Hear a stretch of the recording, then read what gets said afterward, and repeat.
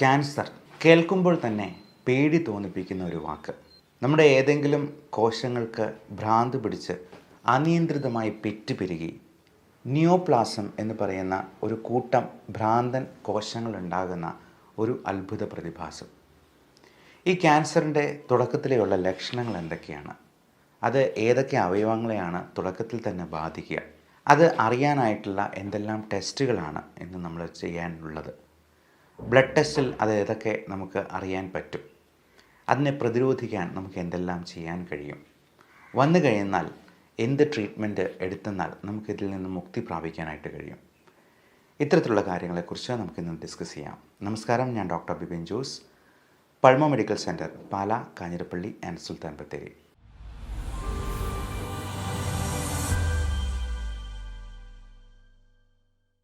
ഞാൻ ആദ്യം പറഞ്ഞതുപോലെ ക്യാൻസർ എന്ന് പറയുന്നത് നമ്മുടെ ശരീരത്തിലെ ഏതെങ്കിലും ഒരു കോശത്തിന് ഭ്രാന്ത് പിടിച്ച് അനിയന്ത്രിതമായി പെറ്റുപെരുകുന്ന ഒരവസ്ഥയാണ്.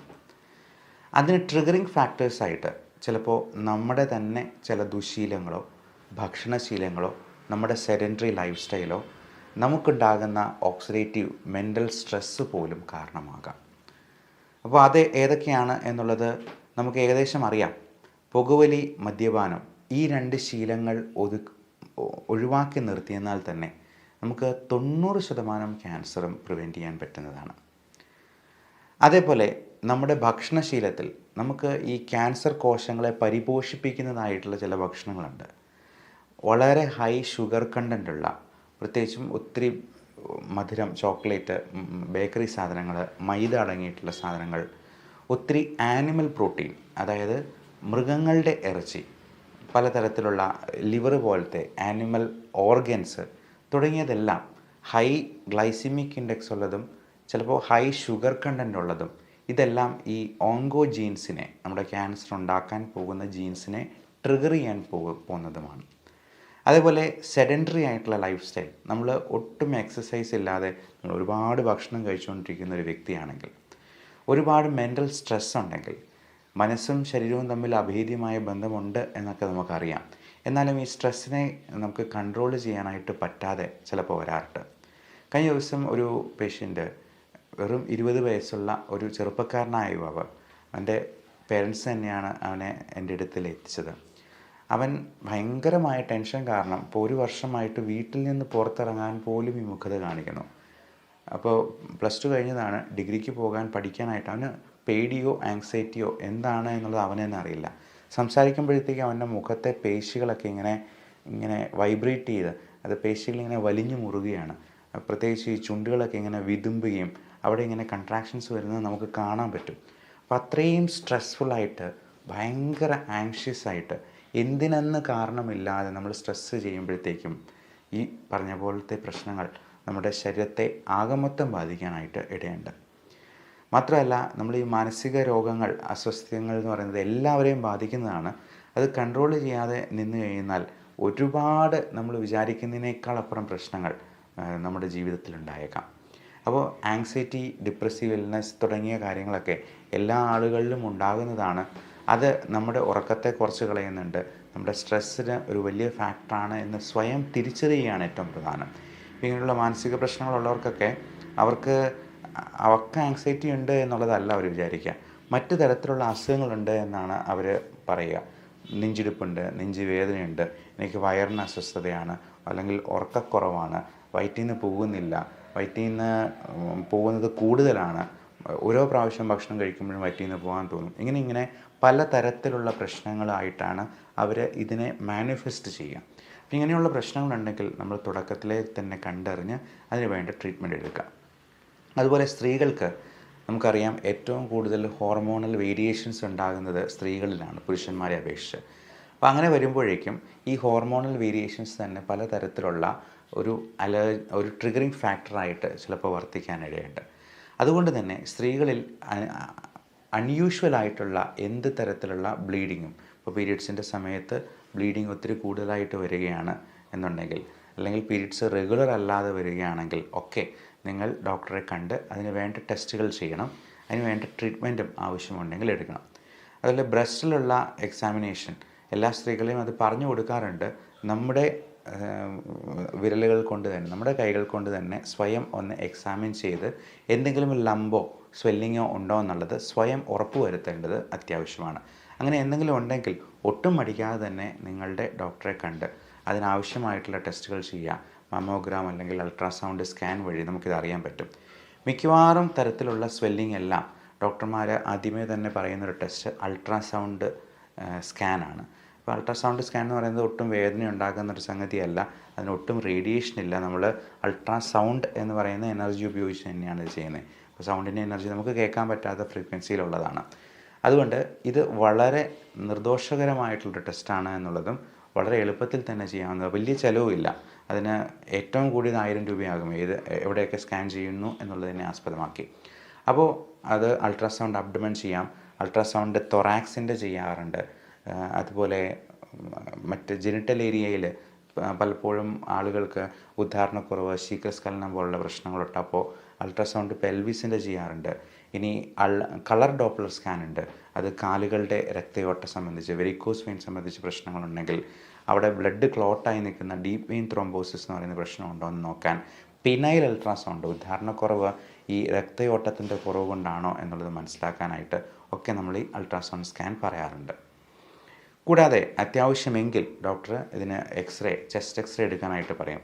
നമ്മുടെ ശ്വാസകോശങ്ങളെയും അതിനിടയിലുള്ള മീഡിയാസ്റ്റൈനം എന്ന സ്പേസിനെയുമാണ് ഏറ്റവും കൂടുതൽ ഈ അർബുദങ്ങൾ അല്ലെങ്കിൽ അർബുദത്തിൻ്റെ സെക്കൻഡറീസ് ബാധിക്കാനിടയുള്ളത്.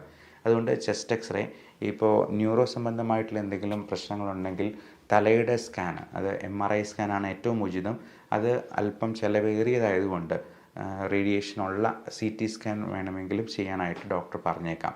MRI സ്കാനിന് യാതൊരു റേഡിയേഷനും ഇല്ല എന്നുള്ളത് കൊണ്ട് അത് സേഫാണ്, പക്ഷേ അത് ചിലവേറിയ ടെസ്റ്റാണ്.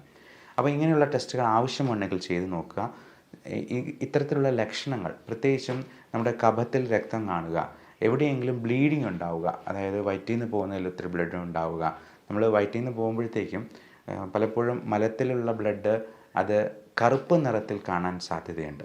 അപ്പോൾ ഈ കറുപ്പ് നിറത്തിലുള്ള മലം എന്ന് പറയുന്നത് ഈ സ്റ്റൂൾ ഒക്കൾട്ട് ബ്ലഡ് എക്സാമിനേഷൻ നോക്കി അതിൽ മലത്തിൽ ബ്ലഡ് കലർന്നിട്ടുണ്ടോ എന്നുള്ളത് നമ്മൾ പ്രത്യേകമായിട്ട് ഉറപ്പുവരുത്തേണ്ടതുണ്ട്. നമ്മൾ ടോയ്ലറ്റ് സംസ്കാരത്തിൽ ഈ യൂറോപ്യൻ രീതി പിന്തുടരുന്നതുകൊണ്ട് തന്നെ നമ്മൾ ഫോണിൽ നോക്കി കുറച്ച് നേരം അവിടെ പോയിരിക്കും. അപ്പോൾ നമ്മൾ പോകുന്ന മലം ഏത് കളറിലാണ് എന്നുള്ളത് ഇടയ്ക്കാണെങ്കിലും ഒന്ന് ശ്രദ്ധിക്കുന്നത് നന്നായിരിക്കും. കാര്യം നമ്മുടെ മലത്തിൽ തന്നെ ഇതിൻ്റെ സൂചനകൾ ചിലപ്പോൾ കാണാം. അതുപോലെ ഉദരസംബന്ധമായിട്ടുള്ള പ്രശ്നങ്ങൾ, മിക്കവാറും ഈ ഗ്യാസ്, നെഞ്ചിരിച്ചിൽ, ആമാശയ സംബന്ധമായിട്ടുള്ള കാര്യങ്ങളൊക്കെ ഒരുപാട് ഈ സ്ട്രെസ്സുമായിട്ടും ആങ്സൈറ്റി ആയിട്ട് റിലേറ്റഡ് ആണ്. ഇത്തരത്തിലുള്ള കാര്യങ്ങളൊക്കെ ഉണ്ടാകുമ്പോഴത്തേക്കും നമ്മൾ അത്യാവശ്യമായിട്ട് ചെയ്യേണ്ടത് അൾട്രാസൗണ്ട് സ്കാനാണ്. ഇനി അതിനകത്ത് ഒരു തരത്തിലും നമുക്ക് ഇതിൻ്റെ സൂചനകളോ ലക്ഷണങ്ങളോ ഒന്നും കാണുന്നില്ല എന്നുണ്ടെങ്കിൽ, നമ്മുടെ ബാക്കിയുള്ള ലക്ഷണങ്ങളെല്ലാം ഇതിനോട് കോറിലേറ്റ് ചെയ്ത് വരുന്നുണ്ടെങ്കിൽ ചിലപ്പോൾ ഡോക്ടർ എൻഡോസ്കോപ്പി അല്ലെങ്കിൽ കൊളോണോസ്കോപ്പി തുടങ്ങിയ ടെസ്റ്റുകളൊക്കെ നിർദ്ദേശിച്ചേക്കാം. അപ്പോൾ ഈ അപ്പർ GI സ്കോപ്പിയൊക്കെ നമ്മൾ ചെയ്യുമ്പോഴേക്കും ഉള്ളിൽ ഇൻഫ്ലമേറ്ററി ആയിട്ടുള്ള അൾസേഴ്സ് ആയിട്ട് ഒക്കെ നമ്മൾ ചിലപ്പോൾ കാണാറുണ്ട്. അപ്പോൾ പലപ്പോഴും നമ്മുടെ ഭക്ഷണത്തിലുള്ള അപര്യാപ്തതയും ഇൻടോളറൻസും ഒക്കെ ഇത്തരത്തിലുള്ള കണ്ടീഷൻസിലേക്ക് നയിക്കാനിടയുണ്ട്. നമ്മൾ ഡെയിലി കഴിക്കുന്നതായിട്ടുള്ള അരി, ഗോതമ്പ്, പാല്, മുട്ട, ഇറച്ചി വർഗ്ഗങ്ങളായിട്ടുള്ള പല meat items, sea food items തുടങ്ങിയ സംഗതികളൊക്കെ ഇത്തരത്തിൽ നമുക്ക് ഇൻടോളറൻസ് ഉണ്ടാക്കാനായിട്ട് പര്യാപ്തമായിട്ടുള്ള സംഗതി തന്നെയാണ്. നമ്മൾ സീ ഫുഡ് കഴിക്കുമ്പോഴത്തേക്കും ചിലപ്പോൾ ചൊറിഞ്ഞു തടിച്ചിരിക്കുന്നത് നമ്മുടെ സ്കിന്നിൽ നമ്മൾ നോട്ടീസ് ചെയ്യും. പക്ഷേ ഇത്തരത്തിലുള്ള പല ഭക്ഷണങ്ങളും നമ്മുടെ ആമാശയത്തിലും കുടലിലുമൊക്കെ വ്രണങ്ങളായിട്ടും ഇൻഫ്ലമേഷനായിട്ടും ഒക്കെ ഉണ്ടാക്കിയിരിക്കുന്നത് നമ്മൾ എൻഡോസ്കോപ്പി ചെയ്യുമ്പോൾ മാത്രമാണ് കാണുക. അൾസറേറ്റീവ് കൊളൈറ്റിസിലൊക്കെ ഈ എൻഡോസ്കോപ്പി ചെയ്യുമ്പോഴത്തേക്കും നമുക്ക് കൃത്യമായിട്ടത് കാണാനും പറ്റുന്നതാണ്. അപ്പോൾ ഇത് ഏത് ഭക്ഷണമാണ് നമുക്ക് പറ്റാത്തത് എന്നറിയാനായിട്ട് ഒരിക്കലെങ്കിലും ജീവിതത്തിൽ ഒരു അലർജി സ്കിൻ പ്രിക്ക് ടെസ്റ്റ് ചെയ്യുന്നത് നന്നായിരിക്കും. നമ്മൾ കോളം വരച്ച് ഓരോ ഭക്ഷണത്തിൻ്റെയും നമ്മുടെ ചുറ്റുമുള്ള എൻവയോൺമെൻറ്റൽ അലർജൻസ് ആയിട്ടുള്ള അത് 5-6 തരത്തിലുള്ള പൂപ്പലുകളുടെയും അതേപോലെ പൊടിച്ചെള്ളുകളുടെയും ഒക്കെ റിയാക്ഷൻ നമ്മൾ കൃത്യമായിട്ട് മെഷർ ചെയ്ത് അക്യുറേറ്റ് ആയിട്ട് ഈ നമുക്ക് ഇൻടോളറൻസ് ഉള്ള ഭക്ഷണത്തെയും അലർജൻസിനെയും നമുക്ക് വേർതിരിച്ചെടുക്കാം. അപ്പോൾ അതിൽ ഒഴിവാക്കാൻ പറ്റാത്ത ഭക്ഷണങ്ങൾക്ക് അല്ലെങ്കിൽ അലർജൻസിന് കാണാൻ പറ്റാത്ത കാര്യങ്ങൾക്കൊക്കെ ഇമ്മ്യൂണോതെറാപ്പി എന്ന ചികിത്സയിലൂടെ ഇത്തരത്തിലുള്ള പ്രശ്നങ്ങളെ നമുക്ക് പൂർണ്ണമായിട്ട് മാറ്റിയെടുക്കാം. അത് അലർജി സംബന്ധമായിട്ടുള്ള പ്രശ്നങ്ങൾക്കാണ് ഏറ്റവും കൂടുതൽ ഉപയോഗിക്കുക. അലർജിക് റൈനൈറ്റിസ്, ശ്വാസകോശത്തെ ബാധിക്കുന്ന bronchial asthma, allergic skin problems, urticaria തുടങ്ങിയ അസുഖങ്ങൾ. എന്നാൽ ചില ഓട്ടോ ഇമ്മ്യൂൺ കണ്ടീഷൻസ് ആയിട്ടുള്ള സോറിയാസിസ്, ഈവൻ തൈറോയിഡിൻ്റെ ഹഷിമോട്ടോസ് തൈറോയിഡൈറ്റിസ്, റുമറ്റോയ്ഡ് ആർത്രൈറ്റിസ്, ചില പ്രോട്ടീൻ അലർജി മൂലം ഉണ്ടാകുന്ന പല കണ്ടീഷൻസിൽ പോലും ഇത്തരത്തിൽ ഈ ഇമ്മ്യൂണോതെറാപ്പിയെ നമുക്ക് ഫലപ്രദമായി ഉപയോഗപ്പെടുത്താവുന്നതുണ്ട്. അപ്പോൾ ഈ ഉദരസംബന്ധമായിട്ടുള്ള അസുഖങ്ങളിലും ഇങ്ങനെയുള്ള ഫുഡിൻ്റെ ഇൻടോളറൻസ് ഉണ്ടാകും. അപ്പോൾ നമ്മൾ ഗോതമ്പിൻ്റെ അലർജിക്ക് ഗ്ലൂട്ടൻ ഇൻടോളറൻസ് എന്നും പാലിൻ്റെ അലർജിക്ക് ലാക്ടോസ് ഇൻടോളറൻസ് എന്നും സായിപ്പന്മാർ പേരിട്ട് വയ്ക്കും. നമുക്കതിനെക്കുറിച്ചൊന്നും ഇപ്പോൾ അറിവില്ല. നേരത്തെയൊക്കെ യൂറോപ്യൻ രാജ്യങ്ങളിലൊക്കെ പണ്ടും മുതലേ തന്നെ ഇത്തരത്തിലുള്ള ഫുഡിൻ്റെ ഇൻടോളറൻസ് നേരത്തെ തന്നെ അവരുടെ ഡയറ്റ് ചാർട്ടിൽ കൃത്യമായി രേഖപ്പെടുത്തി വയ്ക്കാറ് പോലും ഉണ്ടായിരുന്നു. വലിയ ഒരു 5 സ്റ്റാർ ഹോട്ടലിലൊക്കെ ചെല്ലുമ്പോൾ അല്ലെങ്കിൽ ഈവൻ ഫ്ലൈറ്റുകളിലൊക്കെ ബിസിനസ് ക്ലാസ്സിൽ യാത്ര ചെയ്യുമ്പോഴും ഒക്കെ അവർ ഈ പറയുന്ന അലർജിയുടെ ഇൻടോളറൻസിൻ്റെ കാര്യം കൃത്യമായി രേഖപ്പെടുത്തി വയ്ക്കാറുണ്ട്. അപ്പോൾ ഇത്തരത്തിലുള്ള വാർണിംഗ് സൈൻസിനെ നമ്മൾ നിസ്സാരമായിട്ട് തള്ളിക്കളയരുത്. അങ്ങനെ എന്തെങ്കിലും സിംറ്റംസ് ഉണ്ടെങ്കിൽ നമ്മൾ അതിന് വേണ്ടുന്ന ടെസ്റ്റുകൾ ചെയ്ത് കൃത്യമായി അതിൻ്റെ കാരണഭൂതരായിട്ടുള്ള ആൾക്കാരെ കണ്ടുപിടിക്കുക, അത് ഒഴിവാക്കി നിർത്തുക. അതുവഴി തന്നെ നമുക്ക് 90 അല്ല 95% ഇതുപോലത്തെ ക്യാൻസറസ് ആയിട്ടുള്ള അവസ്ഥ പൂർണ്ണമായിട്ടും ഒഴിവാക്കാവുന്നത് തന്നെയാണ്. അതുപോലെ ഈ പീരീഡ്സിൻ്റെ നിൽക്കുന്ന സമയത്ത്, പീരീഡ്സ് തുടങ്ങുന്ന സമയത്ത്, ഈ കോയിറ്റസിന് മുൻപ് ഒക്കെ ഇതിനു വേണ്ടിയുള്ള പ്രിവെൻറ്റീവ് ആയിട്ടുള്ള പലതരത്തിലുള്ള വാക്സിൻസും ഇഞ്ചക്ഷൻസും ഇന്ന് അവൈലബിൾ ആണ്.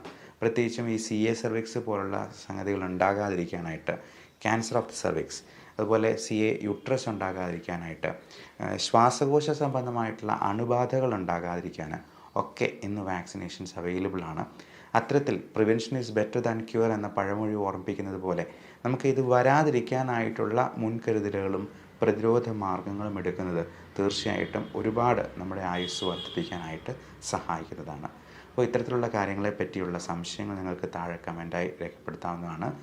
Love and regards, doctor Bipin Jose, Pulmo medical centre, Pala, Kanjirappally and Sultan Bathery.